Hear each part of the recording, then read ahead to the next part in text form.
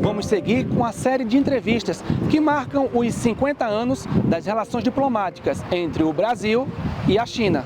Vamos falar sobre a frente parlamentar que atua aqui no Congresso Nacional e entender um pouco mais sobre o crescimento da China e dos BRICS pelo olhar do parlamentar que lidera esse grupo. É o deputado federal Fausto Pinato, eleito pelo estado de São Paulo e que está no terceiro mandato aqui na Câmara Federal. Ele recebeu nossa equipe de reportagem em seu gabinete. Deputado, muito obrigado por nos receber aqui para conversar um pouquinho sobre essa relação de 50 anos da diplomacia entre o Brasil e a China. E eu queria perguntar ao senhor, começar falando sobre como funciona essa frente parlamentar Brasil-China aqui na Câmara dos Deputados. Olha, essa frente parlamentar, de certa forma, ela faz um trabalho desde cultural, econômico, né, e legislativo e político. A frente parlamentar tem um papel muito importante aqui, principalmente nos últimos anos, né, que é esse choque ideológico de esquerda e de direita, onde, de certa forma, a gente combateu muito a falta de pragmatismo. Nós sabemos que a grande bandeira, o maior orgulho do Brasil é ser o rei do agronegócio. Mas para ser o rei do agronegócio, a gente precisa ter comprador. E, sem dúvida, a China é o maior parceiro comercial do nosso país, né, e também um dos maiores países que mais investem no nosso país. E a frente parlamentar, sem dúvida, faz esse encurtamento de pessoas, aproxima essas pessoas, combate algumas excessividades de alguns caras mais ideológicos, né?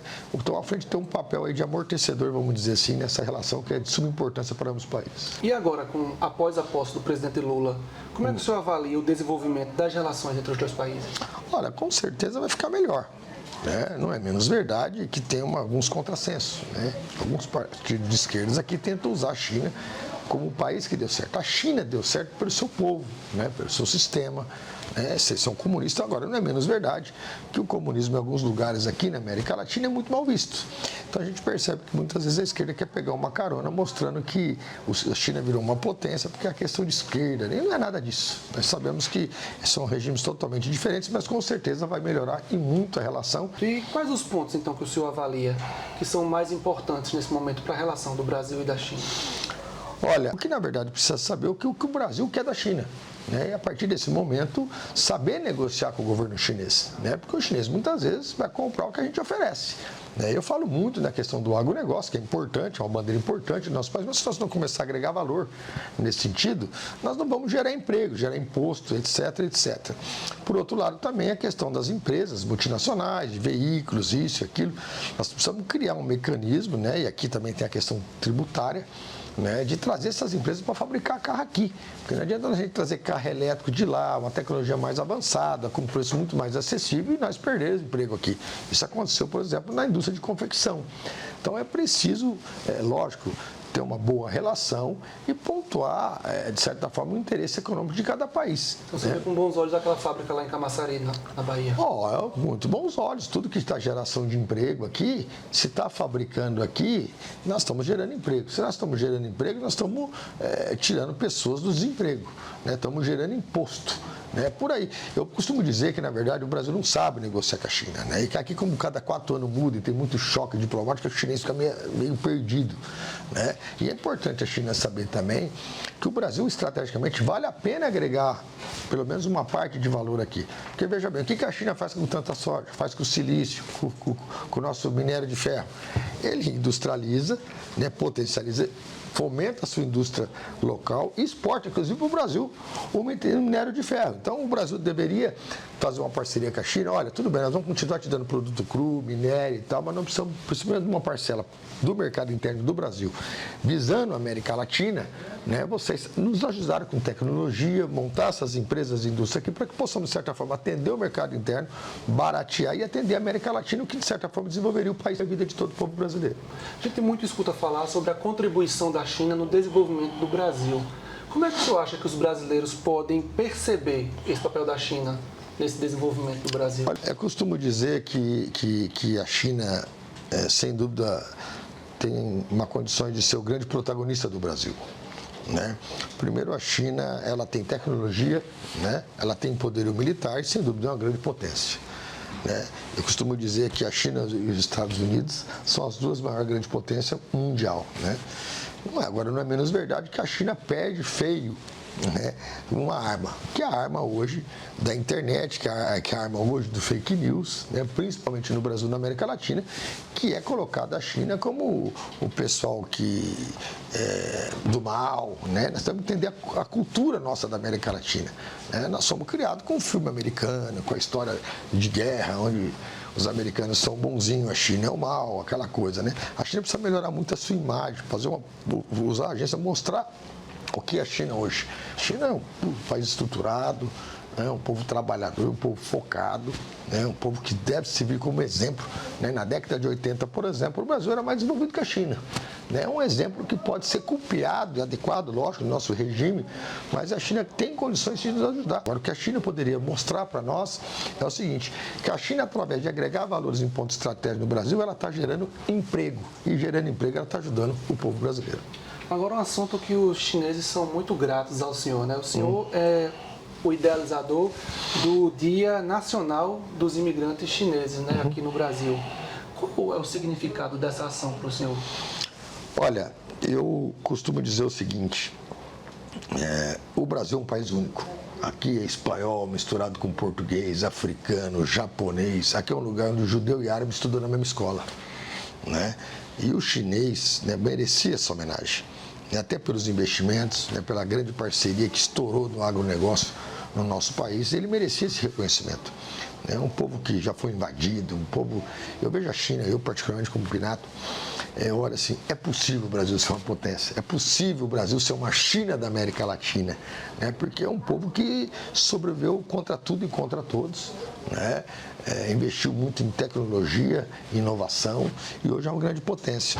Então, naquele momento, eu acho que o povo chinês merecia esse reconhecimento no Brasil. Eu vejo o presidente Xi Jinping como um dos maiores maestros líderes mundiais do país e não tenho dúvida que a justa homenagem é merecida e para que, de certa forma, quebramos paradigma, porque se eles são os maiores clientes do Brasil, nós temos que tratar bem esses clientes. Então, nós pudermos homenagear, nós vamos homenagear. O Brasil é um dos poucos países que tem estabelecido essa data e a partir da data que o senhor criou aqui no federal, no âmbito do Brasil, outros estados e municípios também criaram, né? Por exemplo, em Pernambuco tem o Dia Estadual e Recife criou também o Dia municipal da imigração chinesa, que são o mesmo dia, né? O dia que marca essa chegada. É que eu fui estudar, né? E no dia 15 foi o dia que realmente chegou o primeiro navio com os primeiros imigrantes, onde esses chineses vieram naquela época para plantar chá. Né? Veja bem, né? Chegaram como chegaram os imigrantes italianos, né? Pobres, né? Com dificuldade, e hoje se tornou essa grande potência. E como é que o senhor acha desse papel? O que é que o senhor acha, na verdade, desse papel da China enquanto que contribui, né, com o desenvolvimento desses países em desenvolvimento, como o Brasil e outros do sul global? Olha, eu olho com bons olhos, né? Nós temos que entender que a China é uma grande investidora. Né? Agora, não é menos verdade, né, que esses governos, de certa forma, devem, de certa forma, sensibilizar a China, né, que sem dúvida a China tem uma grande tecnologia, exploração de muitos minérios que a gente nem sabe o que faz, né, em alguns países. Mas, de certa forma, tentar achar um segmento para aquele país, de certa forma, possa diminuir sua pobreza, possa, de certa forma, ajudar a recuperar emprego e não a tirar emprego, né, para que, de certa forma, realmente seja uma líder respeitada e vista como uma grande parceira mundial, que é uma palavra que os chineses usam muito, né, da questão da solidariedade, da fraternidade, e eu torço muito para que isso, de certa forma, se efetive e a China, sem dúvida, tem um grande papel e pode desenvolver esse grande papel. Para a gente terminar, deputado, não é possível vir aqui conversar com o senhor e não falar também da frente parlamentar dos BRICS, que o senhor também é presidente, né? Uhum. Como é que o senhor vê a ampliação dos BRICS, incluindo outros países? Olha, eu vejo de maneira muito positiva, né? A gente, de certa forma, não poderia ficar só refém do Banco Mundial, né? Você imagina se nós aqui no Brasil nós tivéssemos só o banco, né? Ele ia cobrar taxa, ele vai fazer tudo, vai fazer as regras. Eu acho que uma concorrência salutar, plausível. É uma maneira também de quebrar alguns embargos que já passaram da hora de ser quebrados, né? De unir esses povos de cultura diferentes, né? O BRICS hoje, sem dúvida, é a maior plataforma aí global de PIB e de populacional, né? A questão dos BRICS, eu brinco aqui com a minha assessoria, que para mim é um aprendizado, né? Puxa, estava a Rússia, eu fui estudar a Rússia, a China, que eu sou apaixonado, a Índia, que é um grande país, né?